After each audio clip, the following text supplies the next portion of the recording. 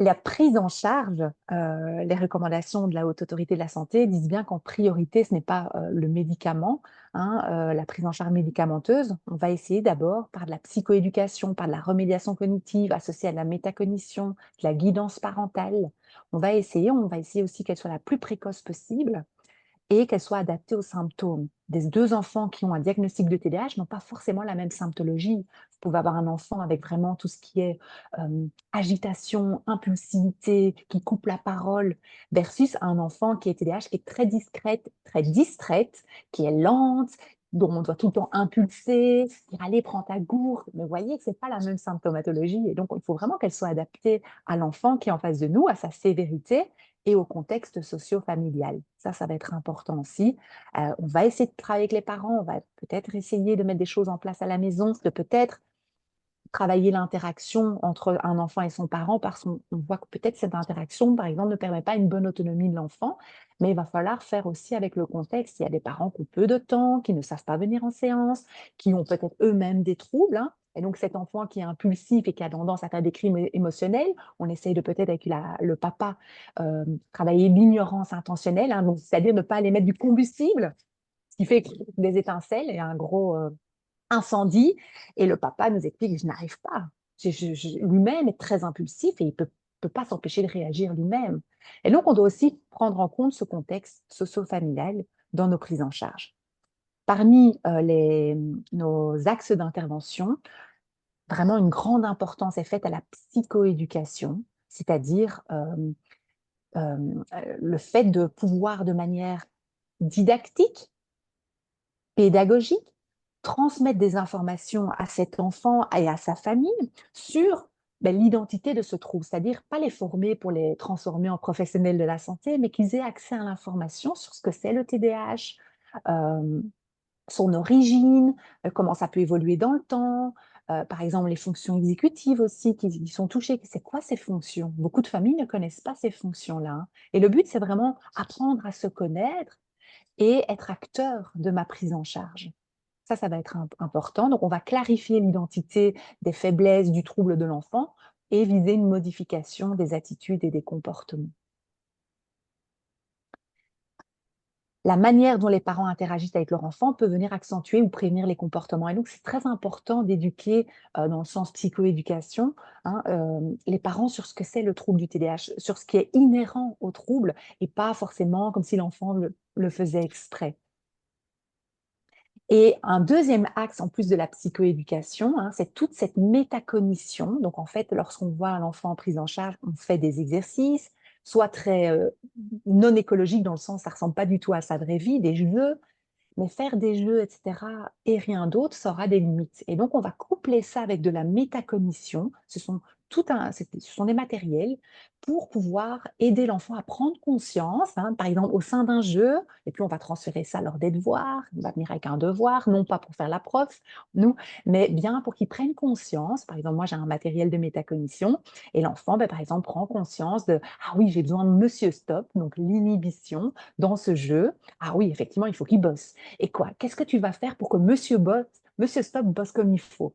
Parce que par exemple, il me dit Monsieur Stop doit bosser pour bien faire le jeu, et finalement, on voit bien que Monsieur Stop, on dirait qu'il est en vacances, quoi, parce que l'enfant n'a pas su mettre son stop lors du jeu. Et donc, qu'est-ce qu'on va faire? Qu'est-ce qui pourrait être le BFF, le Best Friend Forever, hein? Qu'est-ce qui pourrait être le grand ami pour aider Monsieur Stop à t'aider dans ton cerveau pour réussir le jeu? Vous voyez, ça, c'est de la métacognition, et plus l'enfant est jeune, plus on va prendre du matériel concret, hein, qu'il va manipuler parce que finalement, tout ce qu'on fait dans notre tête, c'est très abstrait, surtout pour un enfant, hein. Et donc, on utilise du matériel visuel concret que l'enfant manipule pour qu'il prenne conscience de ce qui se passe dans sa tête, dans son cerveau en termes de fonction. Et on sait que c'est cette métacognition qui se couple, hein, avec de la remédiation cognitive qui va permettre un transfert et une généralisation dans des vraies situations de la vie quotidienne.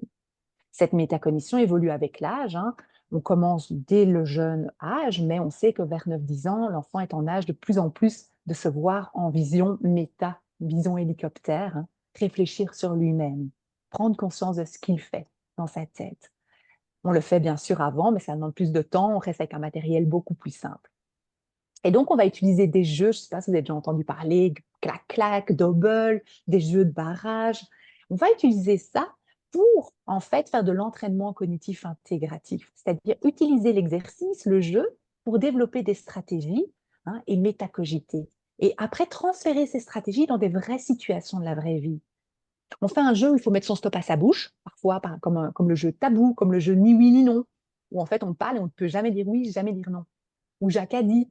Et en fait, après, on va transposer ça avec le fait que oui, il a besoin de son stop à sa bouche, mais comment il va faire en récréation? Parce que cet enfant, il ne sait pas gérer ses émotions, et quand on a tendance un petit peu à l'émoustiller, il a tendance à insulter ses copains et il se fait punir en cours de récréation. Et donc, regardez le transfert qu'on fait entre un jeu et finalement des réelles situations de la vraie vie dans lesquelles ça pose problème. Les relations sociales en récréation. Voilà, tout ça, c'est de la métacognition. Sachez que là, j'ai mis, hein, vous allez recevoir pas mal d'études qui montrent les limites à faire que des jeux, mais sans métacognition autour, hein, et on joue et l'enfant gagne, une fois c'est moi. Il va avoir beaucoup de limites parce qu'on risque de ne pas avoir de transfert et de généralisation au quotidien. Et puis, bon, ben là, je pense que je ne vais pas avoir beaucoup de temps d'en dire plus, mais il y a aussi tout l'aspect psychoéducation. Quel est le matériel que vous utilisez pour expliquer ce qu'est le TDAH, pour expliquer simplement à l'enfant ou à ses parents, c'est quoi les fonctions exécutives? Parce qu'à nouveau, ça, c'est pas forcément connu, c'est pas concret pour eux. Ça sert à quoi les fonctions exécutives? Et là, j'ai prévu juste 2, 3 slides pour vous montrer, hein. Par exemple, à des familles, j'explique bien que ce sont les fonctions qu'on utilise lorsque je suis en train de faire une tâche qui n'est pas comme d'habitude, elle n'est pas familière. Soit il y a eu un changement. Exemple, Rebecca, tu sors de chez toi et tu vas aller à ton travail, mais il y a des travaux. D'office, ça fait beaucoup intervenir tes fonctions exécutives. Ou bien, on a eu un couac ici, Rebecca, et on a un petit souci, il faut le dire, avec le PowerPoint à chaque fois. On doit le partager, c'est la mauvaise version, ça demande pour nous énormément les fonctions exécutives, parce qu'on essaie de faire semblant de rien, mais il faut s'adapter. Ça, c'est les fonctions exécutives. Quand je suis en train d'apprendre un nouvel apprentissage, c'est nouveau, donc c'est pas du tout automatisé. Ça fait beaucoup intervenir les fonctions exécutives. Donc, toute tâche où en fait, le mode automatique qui est trop génial d'avoir dans sa tête, hein, tous ces automatismes qu'on a, ne suffit pas. Ça, c'est les fonctions exécutives. Et en termes de psychoéducation, c'est important, hein, que les familles comprennent ça et que parmi les fonctions exécutives, à quoi elles servent, elles permettent, hein, un peu, moi j'adore dire c'est le cockpit, parce qu'en plus elles sont ici en dessous du front, hein, mais donc c'est le commandant du cockpit, hein, ce sont des fonctions, il y a intérêt à avoir un bon commandant, que le cockpit fonctionne bien. Donc ce sont des fonctions de régulation qui me permettent de me réguler, de me contrôler, de me gérer, de me maîtriser, comme le fait de pouvoir par exemple se mettre en action, c'est-à-dire s'initier, ou aussi s'inhiber, arrêter son action. Initiation, inhibition, ce sont des fonctions exécutives. Et pour expliquer ça, vous voyez, j'utilise des visuels comme ce petit chef d'orchestre qui explique bien le rôle des fonctions exécutives. Par exemple, on peut avoir des très bons musiciens. Marlène, tu as un bon langage. Marlène, tu sais lire. Donc ça c'est bon, ça c'est bon. Mais celui qui va faire une belle symphonie, hein, c'est le chef d'orchestre. Et ça, c'est le rôle des fonctions exécutives. Si je sais parler, que j'ai un langage correct, mais que je ne le régule pas bien, ça tombe, je ne suis pas adaptée parce que j'ai un débit de parole qu'on ne comprend pas. Je coupe la parole, je passe du coq à l'âne et en fait, on ne comprend pas du tout ce que je dis. Ou bien quand je lis, je sais lire, mais quand j'ai fini de lire, j'ai rien, et c'est ce que les parents disent, il ne comprend rien, il ne retient rien de ce qu'il lit. Ça doit vous faire penser aux fonctions exécutives, si en plus la lecture est automatisée. Est-ce que l'enfant a l'initiative? Est-ce qu'il prend le temps de se représenter ce qu'il lit? Est-ce qu'il y a des techniques pour amener à comprendre et à retenir ce qu'il lit? Mais aussi, là, donc là, le chef d'orchestre ici avec les pensées, j'utilise pas mal, ah, je l'ai peut-être pas mis, bon, c'est pas grave, mais donc les fonctions exécutives sont en lien avec les pensées, hein, le fait de pouvoir les réguler pour ne pas partir dans des distractions. Le fait, par exemple, lorsque j'ai des émotions, une émotion n'est pas une fonction exécutive, mais quel comportement je vais adapter? Rebecca, je ne sais pas, on imagine que tu es très joyeuse aujourd'hui, il y a du soleil chez toi, mais tu vois, tu as beau sentir de la joie, tu peux pas commencer à pousser des cris ici en plein webinaire, à être comme un marsupilami, ce serait un peu spécial quand même en tant que conférencière. Et donc, le fait que quand je sens de la colère, de la frustration ou que je suis en joie, avoir un comportement quand même adapté, ça demande beaucoup des fonctions exécutives. Et ainsi de suite. Mais vous voyez, ces visuels, ce sont des visuels qui m'aident en fait à faire de la psychoéducation, à transmettre des infos aux parents et à l'enfant, hein, sur ce que c'est les fonctions exécutives et ce qu'on va travailler notamment.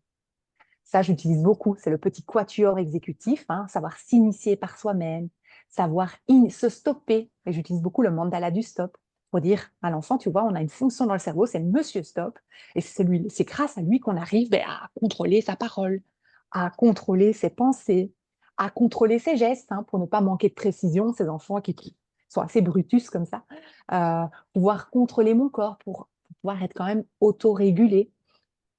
Voilà encore un autre exemple de visuel. Ça aussi, c'est encore un visuel pour moi de psychoéducation. L'inhibition, c'est se stopper et c'est résister. Mais c'est tant résister aux distracteurs que résister à mes envies. Et on sait que c'est difficile dans le TDAH. Il n'est pas rare que ce sont des enfants qui mettent un stop à leur envie, à leur désir, aux tentations, pour par exemple répondre à l'envie de maman. Exemple, hein, j'ai fini mes devoirs, je suis en train de me détendre en jouant à mes Playmobil, et puis tout d'un coup, c'est la règle familiale de maman, on passe à table et maman me dit, maintenant range, arrête ton Playmobil et viens nous rejoindre à table. Ça demande beaucoup d'inhibition parce que je dois mettre de côté mon envie, clairement je préfère continuer à jouer au Playmobil, pour pouvoir répondre à l'envie de maman. Elle me demande d'aller à table, ou elle me demande de ranger mon cartable, ou elle me demande de préparer mon sac de foot. Et donc, on a tout ce lien aussi avec l'autonomie. Hein. Donc, des enfants, soit qui n'arrivent pas à s'initier par eux-mêmes, hein, et donc on doit beaucoup leur rappeler, soit ils ont difficile à résister à leur envie, et du coup, on doit aussi être derrière eux pour dire, allez, viens maintenant à table, et on a tendance à répéter les choses. Dans le quatuor exécutif, il y a aussi le fait d'être flexible, hein, pouvoir changer de raisonnement. Hein, donc, par exemple, Rebecca, hein, tu as un problème, tu veux démarrer ta voiture, elle ne fonctionne pas, tu vas envisager plusieurs solutions. Peut-être que tu remets le contact, ça c'est une solution. Ça ne marche pas, tu te stoppes, l'inhibition, et peut-être que tu vas demander à un voisin s'il pourrait pas exceptionnellement te conduire puisque ta voiture ne démarre pas. Le fait de pouvoir emprunter un autre chemin, c'est la flexibilité. C'est une autre fonction exécutive. Et la working memory, c'est encore une fonction exécutive, c'est le fait que durant une tâche, je garde en mémoire le temps de faire quelque chose, des informations que j'aurais besoin. Hein, et donc, par exemple, si tu parles, Rebecca, à mon avis, je vais garder en mémoire ce que tu viens de dire et c'est comme ça que je sais te répondre. Maman me demande de faire 3 choses, je les garde en working memory parce que je vais devoir les faire. Je suis en train de lire un raisonnement mathématique et hop, j'ai en mémoire les données et comme ça, après, je sais déjà peut-être sans devoir trop relire la consigne, faire un petit raisonnement et répondre. Je suis en train d'écrire les jolies fleurs. Trop bien, quand je suis en train d'écrire fleurs, j'ai encore un working memory, donc working memory, la mémoire en train de travailler. J'ai encore en mémoire les jolis. Trop bien, ça me facilite d'accorder. Et quand j'écris fleurs, j'arrive à mettre S, je l'ai encore en working memory. Je viens d'écrire les jolis.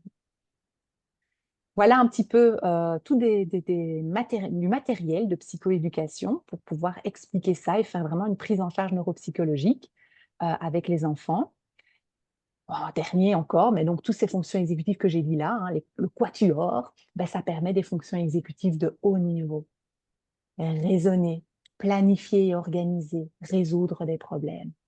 Les familles ne vont pas venir chez nous chez nous en disant alors Madame Laura, je viens chez vous parce que je pense que mon enfant a un problème d'inhibition et de flexibilité de working memory.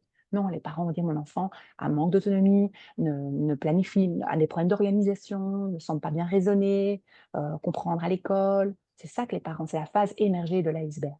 Voilà, je m'arrête, excuse-moi Rebecca, je te laisse parler. En tout cas, merci beaucoup Laura. C'est presque, je trouve, des cours qu'on devrait tous avoir